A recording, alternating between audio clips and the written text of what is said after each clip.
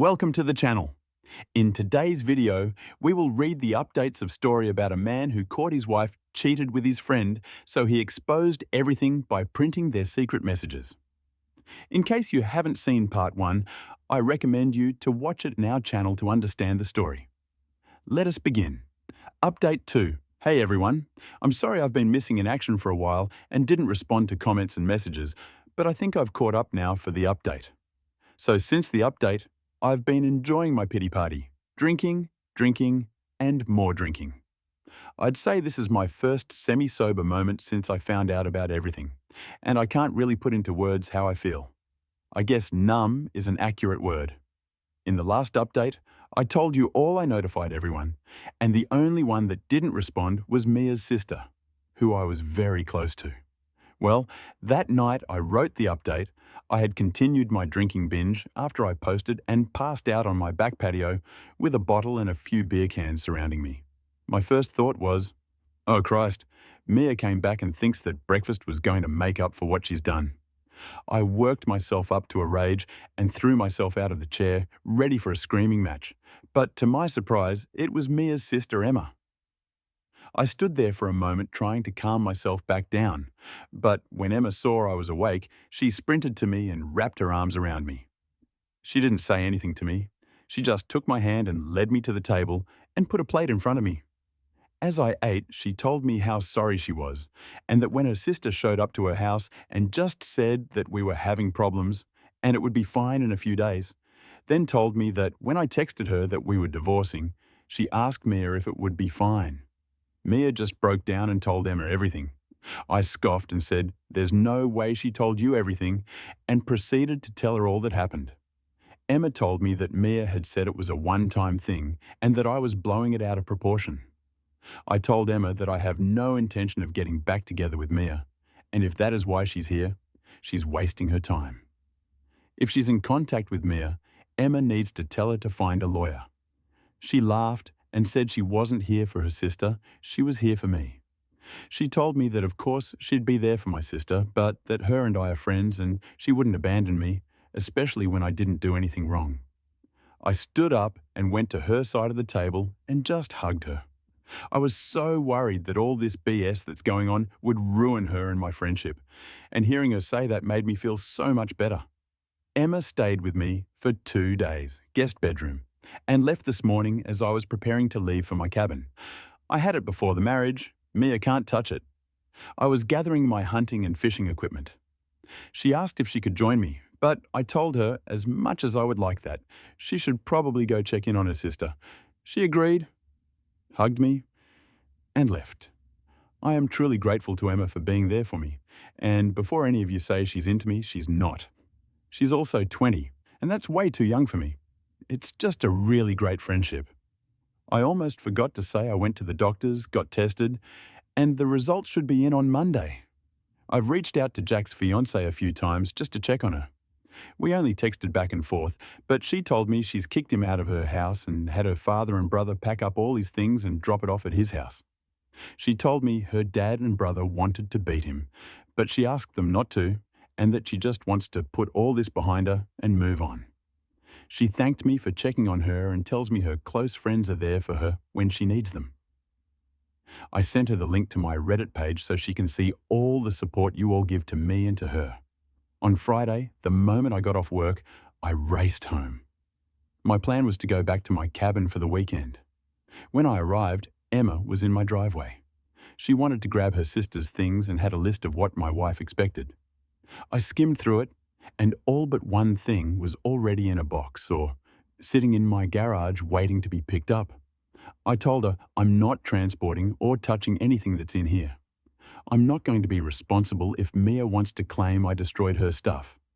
I told her I'd pay for a moving company to come and pack and take all her things for her because right now I'm going to my cabin and don't have the time to deal with Mia's crap. She said that would be great and hopes I have fun. She took a box of Mia's clothes and put it in her car. She then turned to me and asked if she could tag along. This time I said sure. Why don't you go back home, drop off the box, and pack a bag for herself?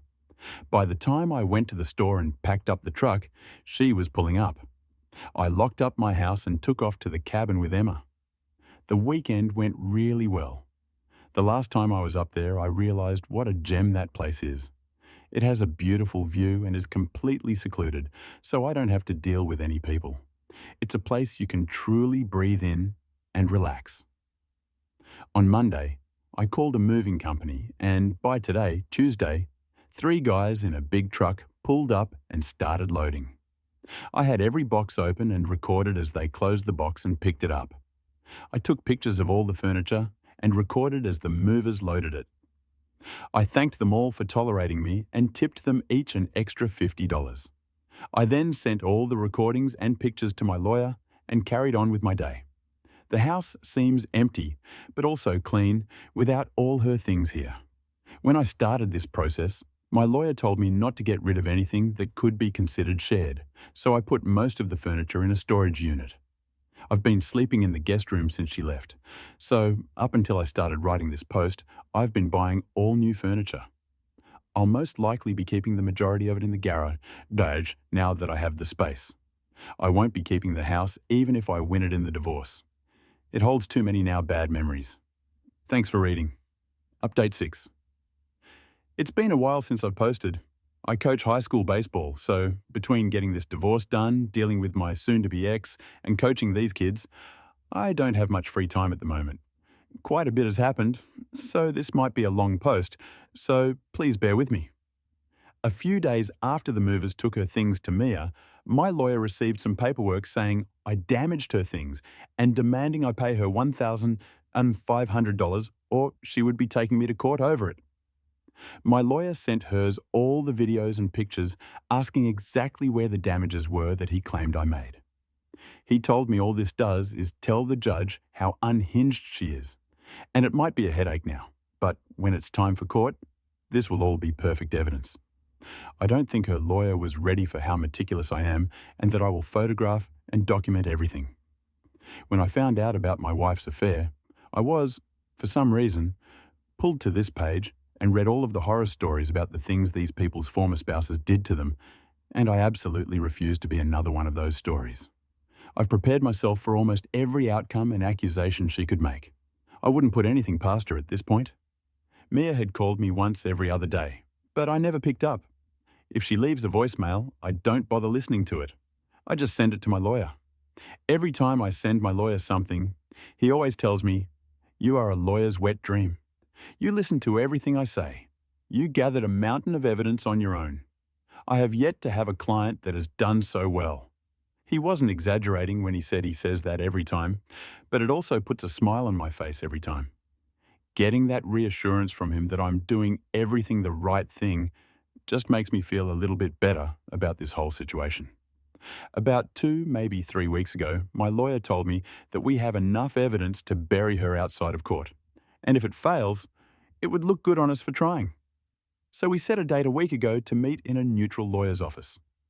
Before we met, he told me no matter what, don't react to anything that Mia might say, and that we do will be recorded for a judge to read if it goes to court. We arrived in the early morning and went into the office. To my surprise, she was already there waiting with her lawyer. We walked in and the lawyers started greeting each other. Mia and I sat there, silently waiting for what was going to happen. Mia's lawyer started by asking what we had to offer. Mine scoffed and said, "With a mountain of evidence of the infidelity and Mia's inappropriate behaviour after, the only thing we'll offer is half of the selling price of the home and half of the savings account. That's more than any judge would award you. Basically, what you came into the marriage with, you'll be leaving with." Then he looked directly at Mia and said, "If you decide to go to court, I will put every message making you read it all out loud. Then I will put every photo up for all to see in court to see." But he didn't say that at the time and make you describe in detail what you're doing in each photo. Then I'll bring up your recent charges and play the video that was taken that night. Mia started to tear up looking at me, asking if there was anything she could do to make this right. I said, "You've been cheating on me since before our wedding. All I can prove is a few weeks before the wedding, but I expect it was much longer." There is nothing at all you could possibly do to make me forget or forgive you for what you've done.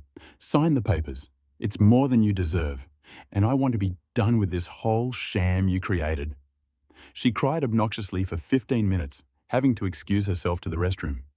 When she returned, she was still in tears but signed the papers and walked out. Not long after, so in about a month, everything will be filed, and all I'll have left to do is sell the house. I want to thank you all for reading and all of the advice you've given. I don't see anything else happening, but I could be wrong, and if it does, I'll let you know. But this will probably be my last post, so again, thank you all. I hope what's happened to me has helped at least one person out there. And that's the end of this story. What do you guys think about the story? Let me know in the comment.